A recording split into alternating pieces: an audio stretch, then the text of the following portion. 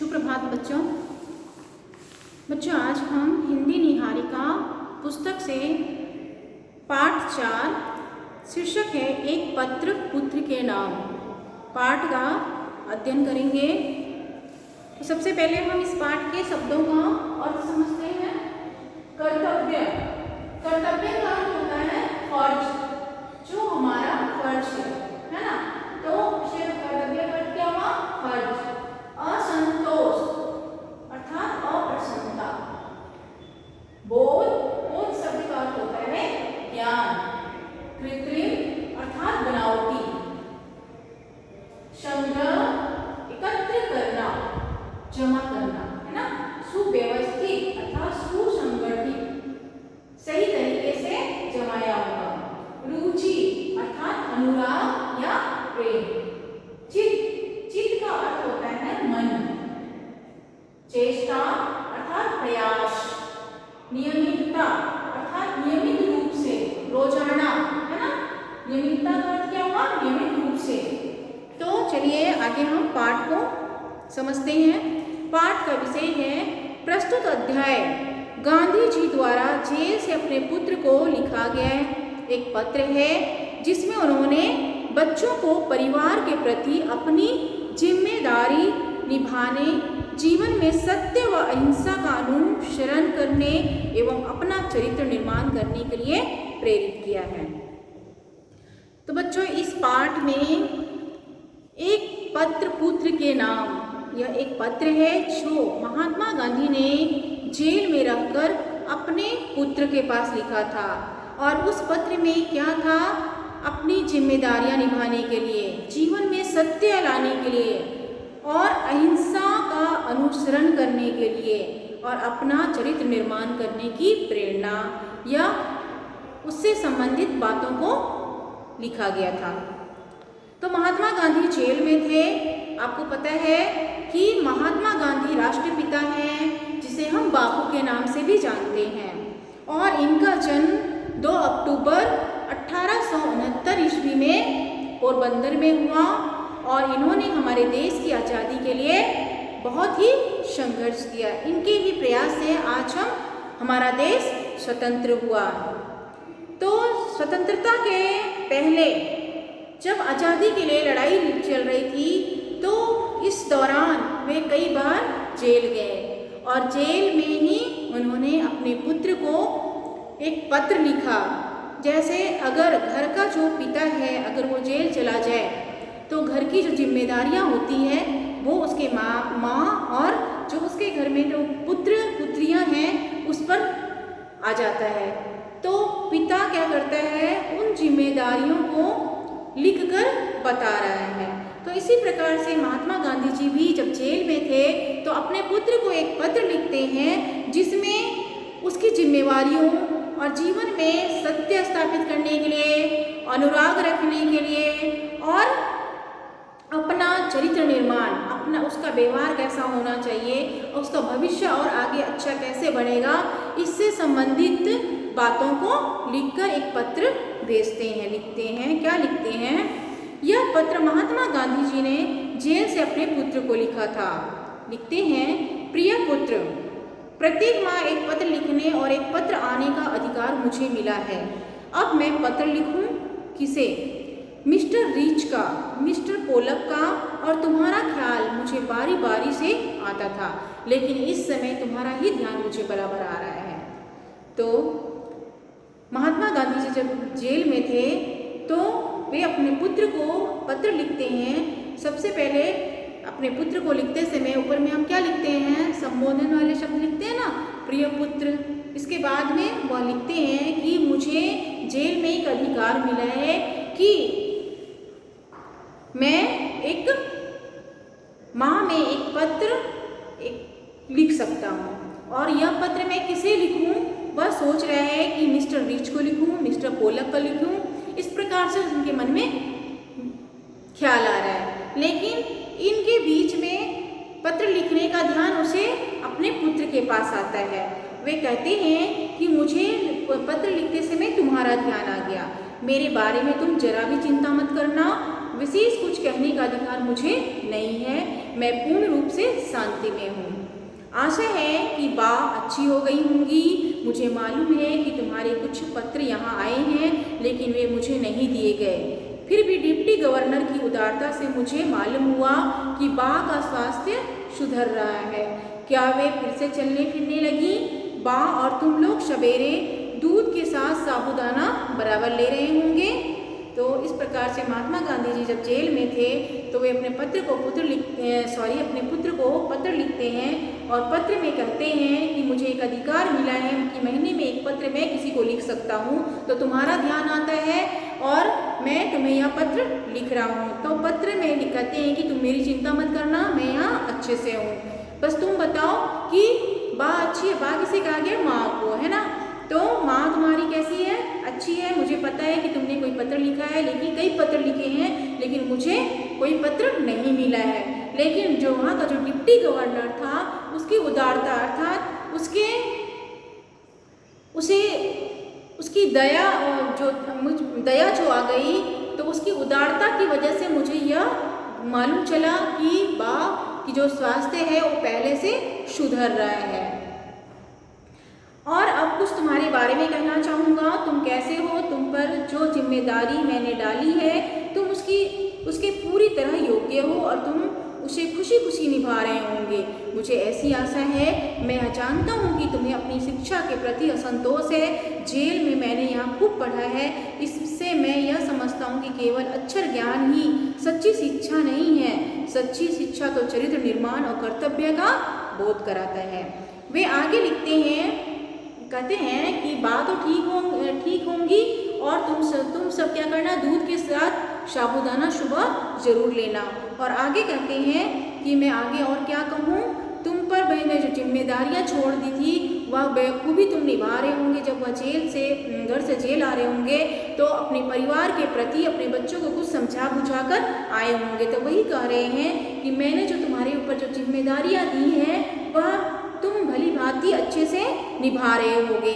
मुझे आशा है कि तुम बहुत ही अच्छे से अपने परिवार को संभाल रहे होंगे, लेकिन मैं जानता हूँ कि तुम अपनी शिक्षा के प्रति तुम्हें खुशी नहीं है। लेकिन वे कहते हैं कि मैंने जेल में हूँ और जेल में मैंने खूब पढ़ाई की है और मैं इससे यह समझता हूँ कि सिर्फ अक्षर ज्ञान होना ही असली पढ़ाई नहीं है, हमें व्यवहारिक ज्ञान भी चाहिए, है ना। तो इसी से हमारा क्या बनता है? चरित्र का निर्माण होता है। हमें सिर्फ अक्षर ज्ञान पढ़ लेने से हमारा चरित्र का निर्माण पूर्ण रूप से नहीं बनता है, इसलिए हमें व्यवहारिक ज्ञान भी चाहिए, तभी हमारा चरित्र का अच्छा निर्माण होता है। आगे है, यदि यह दृष्टिकोण सही है और मेरे विचार से यह बिल्कुल सही है तो तुम सच्ची शिक्षा प्राप्त कर रहे हो।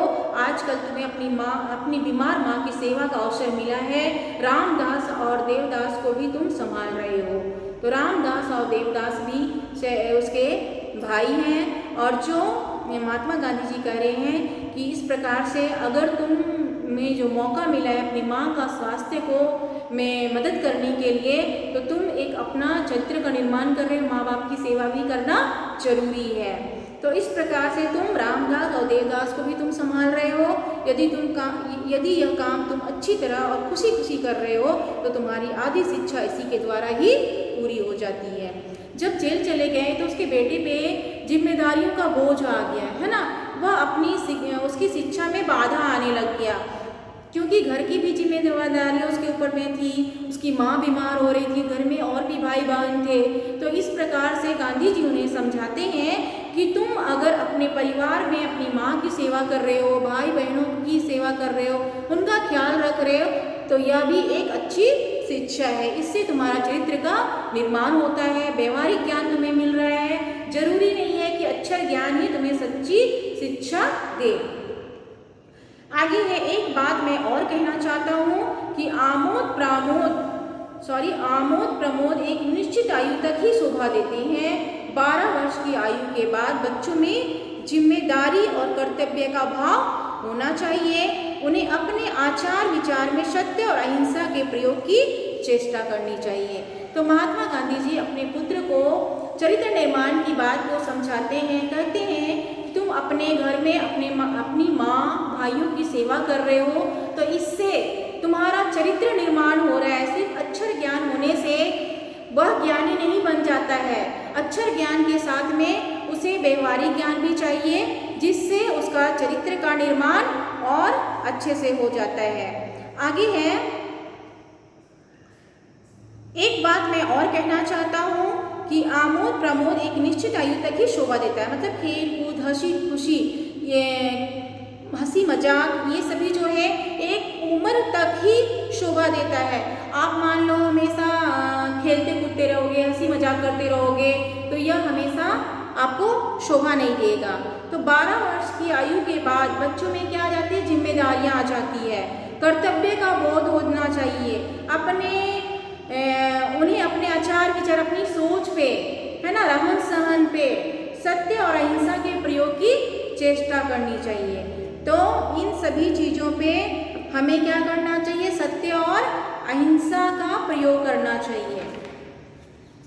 आगे है, और यह वे भार समझकर नहीं करें बल्कि एक आनंद का अनुभव करते हुए करें। यह आनंद कृत्रिम भी नहीं होना चाहिए, यह सरल और स्वाभाविक होना चाहिए। वे कहते हैं कि तुम जब घर का जिम्मेदारी संभाल रहे हो तो उसे बोझा समझकर नहीं करना चाहिए, कि तुम बनावटी दिखावापन नहीं करना चाहिए, है ना, यह तुम्हें सरल और स्वाभाविक भाव से करना चाहिए।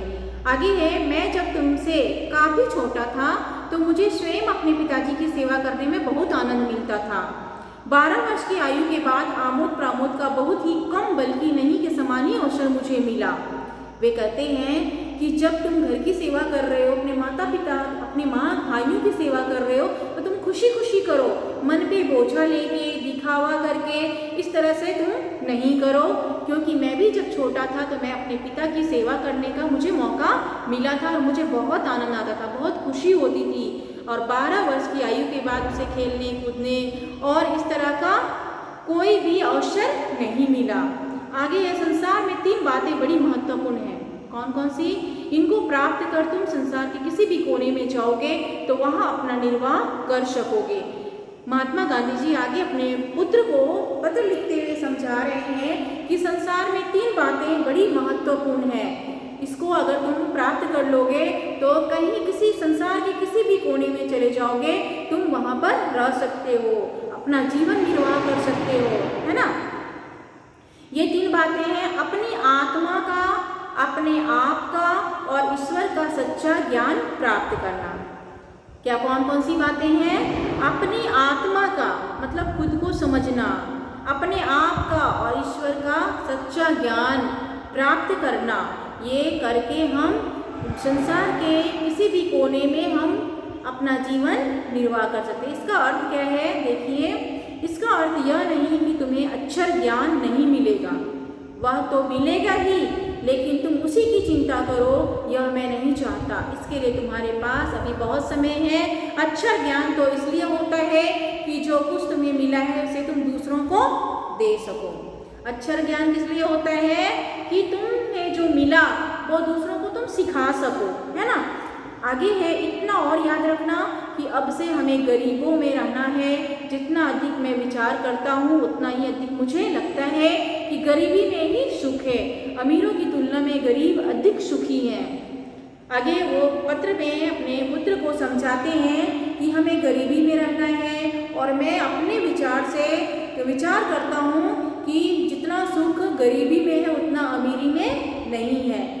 आगे, खेत में घास और गड्ढा खोदने में पूरा समय देना, भविष्य में हमें अपना जीवन निर्वाह इसी से करना है। मेरी इच्छा है कि अपने परिवार में तुम एक योग्य किसान बनो, सभी औजारों को सदा साफ और सुव्यवस्थित रखना। वे कहते हैं कि तुम खेत में घास और गड्ढा हमेशा खोदते रहना, पूरा समय देना और अपने, क्योंकि भविष्य में उन्हें खेती कर कर ही जीवन निर्वाह करना है। और जो खेती करने के लिए जो औजार हैं उन्हें व्यवस्थित करके रखना, साफ सुथरा रखना। अक्षर ज्ञान में गणित और संस्कृत पर पूरा ध्यान देना, भविष्य में संस्कृत तुम्हारे लिए बहुत उपयोगी सिद्ध होगी। ये दोनों विषय बड़ी उम्र में सीखना कठिन है। संगीत में भी बराबर रुचि रखना। बेटे को समझाते हुए कहते हैं कि अक्षर ज्ञान में गणित और संस्कृत इन दो विषयों पर विशेष ध्यान देना, क्योंकि गणित और संस्कृत जब ऐसा विषय है जो बड़े होने पर समझना मुश्किल होता है। और संगीत में भी तुम पूरी रुचि रखना, मतलब अनुराग रखना, प्रेम रखना। आगे है हिंदी, गुजराती और अंग्रेजी के चुने हुए भजनों एवं कविताओं का एक संग्रह तैयार करना चाहिए। वर्ष के अंत में तुम्हें अपना यह संग्रह बहुत मूल्यवान प्रतीत होगा। काम की अधिकता से मनुष्य को घबराना नहीं चाहिए। वे कहते हैं कि हिंदी, गुजराती और अंग्रेजी के चुने हुए भजनों और कविताओं का तुम संग्रह तैयार करना, और वर्ष के अंत में तुम्हें अपना यह संग्रह बहुत ही कीमती लगेगा। मूल्यवान का अर्थ क्या होता है? जिसका बहुत ज़्यादा मूल्य होता है, तो मूल्यवान जैसा लगेगा। काम की अधिकता से तुम घबराना नहीं, और ना ही यह सोचना चाहिए कि यह कैसे होगा और पहले क्या करें। शांत चित्त से और सोच समझ कर यदि तुमने भी सद्गुणों को प्राप्त करने की चेष्टा की तो वे तुम्हारे लिए बहुत उपयोगी और मूल्यवान सिद्ध होंगे। महात्मा गांधी जी आगे पत्र लिखते हैं कि तुम्हें घबराना नहीं चाहिए, और यह नहीं सोचना कि पहले क्या करें और कैसे करें। सबसे पहले तो अपने मन को शांत करो, अपने चित्त को शांत करो, और सोच समझकर तुम्हें अपने जो अच्छे गुण हैं उसका प्रयोग करते हुए कार्य करने की चेष्टा करनी चाहिए। वे तुम्हारे लिए क्या होंगे? बहुत ही उपयोगी और मूल्यवान साबित होंगे। तुमसे आशा है कि घर के लिए जो भी तुम खर्च करते होंगे उसके पैसे का हिसाब रखते होगे। पिता पुत्र को कह रहे हैं कि जो भी तुम खर्च कर रहे हो अपने घर पे उसका तुम हिसाब रख रहे होगे। आगे है, मुझे यह भी आशा है कि तुम रोज शाम को नियमित प्रार्थना करते होंगे और रविवार को भी वेस्ट के यहाँ भी प्रार्थना में जाते होंगे। सूर्योदय से पहले उठकर प्रार्थना करना बहुत ही अच्छा है। प्रयत्नपूर्वक एक निश्चित समय पर ही प्रार्थना करनी चाहिए। यह नियमितता तुम्हारे अपने जीवन में आगे चलकर बड़ी सहायक सिद्ध होगी। महात्मा गांधी जी आगे पत्र लिखते हुए कहते हैं कि मुझे तुमसे आशा है, उम्मीद है कि तुम रोज शाम को नियम पूर्वक प्रार्थना करते होगे, जैसे कि रोज कर रहे होंगे, कभी छूट नहीं रहा होगा, है ना। और रविवार को भी वेस्ट के यहाँ तुम प्रार्थना करने जाते होंगे। और तुम्हें कब उठना है? सूर्योदय से पहले उठकर तुम प्रार्थना करते होंगे, और यह प्रयत्नपूर्वक एक निश्चित समय पर, मतलब तुम्हें एक जो समय है रोज इसी समय पर तुम्हें प्रयास करना चाहिए कि इसी समय पर रोज प्रार्थना करें। उससे क्या होगा? यह नियमितता, यह जो रोज का जो नियम है उसके जीवन में आगे चलकर बहुत ही सहायक सिद्ध होगी। तो इस प्रकार से अपने पुत्र को महात्मा गांधी जी जिम्मेदारियों और उनके चरित्र निर्माण से संबंधित बातों को एक पत्र में लिखकर अपने पुत्र को पत्र लिखते हैं। धन्यवाद।